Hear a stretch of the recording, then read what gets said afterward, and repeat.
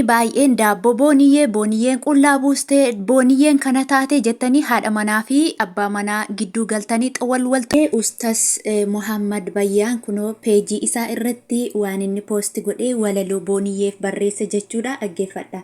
Habiibtii booniyyee yee shawwaalij jedhee mallattoo loobii godhee jira. Jecha toora galcheen si waamuun barbaada garummoo si arguuf kophaa koon aadaa jedhee walaloo isaati jechuudha. Abjuun natti dhuftee taphattee shubbisaa morma kootti kuftee seeqxee na dubbisaa haala keessa jiru nagaafachaa baaftee kan hin beekne firuu seenaa darbe kaaftee gumbii beekumsa kee dubbii akka dammaa anaaf hin qusannee kunoo hanga ammaa dhufa kan kee eegdii qalbiin too si dheebottee har'as maaloo hafiin abjuudhaan naaf koottu bareedduu too ati seentee na keessaa akkan sin daganne onnee koo irra na teessaa jedhe. Onneen too siin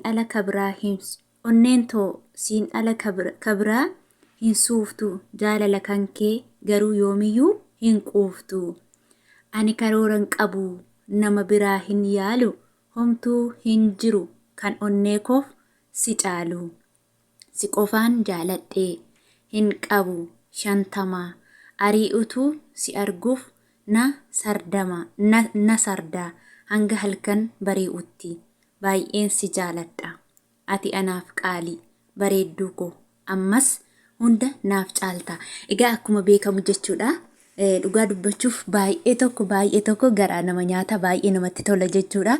Namni tokko gaafa hamilee namaa cabsuudhaa fi haala kana namarratti yaalu jechuudha. Inni garuu haala ajaa'ibaan erga kaleessaa egaa jechuudha. Erga kaleessaa irraa kaasee waan walaloo jedhanii peejii isaa jala galtanii yoo argitanii namni tokkollee hamilee kee cabsuu hin danda'u jedhee walaloolee baay'ee barreesse jechuudha. Otoo nama tokkooti ani sichi du'a malee ani sichi of ajjeesa malee nama kanatti hin siqu namni kun nama na salphisedha ani sheekadha ani kana jechuu danda'a jechuudha. Namni onneerraa nama jaalatu garuu jaalannaan furrii ishee wajjin jedhan erga jaalateeti namoonni gaa'ila namaa diiguudhaaf yaalii karaa adda addaa nama kuffisuudhaaf nama cabsuudhaaf yaalamuyyuu jechuudha. Namni si jaallatennan eenyuyyuu sirraan deebisu. Inni garuu haala naannaa isheen itti alattirraan kaasee jajuu faarsuu isaa itti fufeetiin jira. Abbaan jettu jettu jechuudha. Garuu namni kaayyoo hin qabne namni karoora hin qabne ajandaa godhate namni guddaan illee jechuudha. Namni guddaa waa'ee daabboo odeessa dhugaa waaqayyo miidiyaarra taa'ee abbaan ijoollee abbaan ilmaa abbaan intalaa namni gaa'ela qabu namni gaa'ela hin qabne daabboon sun daabbooma haadha keeti daabbooma obboleettii keeti daabbooma intala keeti daabbooma haadha manaa keeti malee daabboon nama kamiitiyyuu adda miti jechuudha. Daabbooma haadhuma kee faarsita jechuudha. Online irra teessee namoonni waa'ee daabboo kana taate daabboon ishee argame daabboon ishee kana inni jedhu akkasumallee immoo namni kana waraabu jechuudha. Namni tokko namummaan namatti siquu danda'a.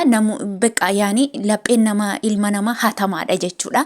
Lapheen nama gaafa hatame waan biyya lafaa kanarratti waa hedduu yaada ilmi namaa jechuudha. Ilma namaa fi hin guutu ilmi namaa waa hedduu naafaa guutu jedhee waan arge bexebexee waan arge xibaaraa oola jechuudha. Garuu namnichi viidiyoo ishee kana waraabee nama Kanaadaa jiraatu jedhani waan ceferee kana jechuudha. Ceferee wanta bifa badii wayii tokkodha sanu.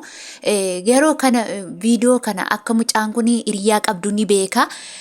Akka miidiyaan kunillee isaan beeku ni beeka. Sanuu dursee ergeeraa fi akka amma ibsaanii viidiyoo isaa sagalee isaa waraabetti jechuudha. Ani viidiyoo ishee waraabeenu guyyaa 15 dura isaa fi erge. Inni garuu ilaalee callisee jedha. Nama akka kana obsa qabu dhugaa waaqaatii hin jiru jechuudha. Maaliif yoo jettanii Bayyaan kun eenyu maqaan isaa Ustaas Muhammad Bayyaan kun jechuudha. Kiristoosii baay'ee obsa qaba jechuudha. Inni viidiyoo kana guyyaa 15 dura garuu eegee dadhabe maal akka jedhu maal akka inni dubbatu eegee gaafa dadhabu miidiyaa irratti gadi ishee lakkise jechuudha. Garuu dursa Isheef erge jechuudha. Namni kun hangam nama cabsa. namni sammuu qabu namni sammuun isaa keessa dalagu waan kana godhu nama sammuun isaa keessa furrii ta'etu kana dalaga malee jechuudha.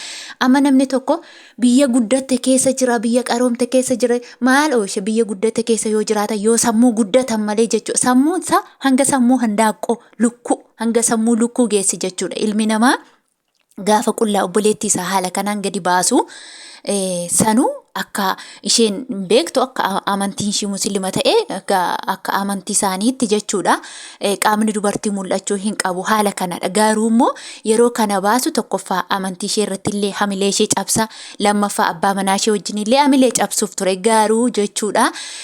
Mucaan ishee jaallate kun Muhammad jedhan kun jechuudha dhugaa waaqayyooti hamilee ishee eeguudhaaf akka malee tokko ishee fi yaade jechuudha. Darbee immoo kanaan dura jechuudha akkuma beektanii waa'ee hiriyaatti Iriyyaan ati qabdu ana qofaadha.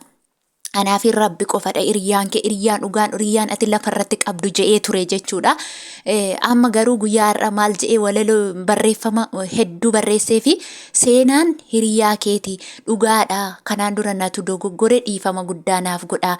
Namni biyya ormaa keessa jiraatu hiriyyaa qabaachuu qaba. Gaafa rakkoo gaafa waan tokko kan rakkoo ofii hirmaattu. Kanaafiyyuu seenaa baay'een si galateeffadha baay'een si jaalladha baay'een si kabaja. Ati hiriyyaa haadha manaa koo hiriyyaa haadha warraa koo ishee qaaliiti. Kanaafiyyuu dhiifama naaf godha. Uummanni illee seenaan illee jedheen hiriyyaa maatti ishee baafatta isan jechuu kootiyyuu gowwoomeen jira gaabbeetiin jira jechuudha. Namni kun nama hubannaa qabudha. Dhugaa nama obsa qabu nama hubannaa guddaa qabu jechuudha.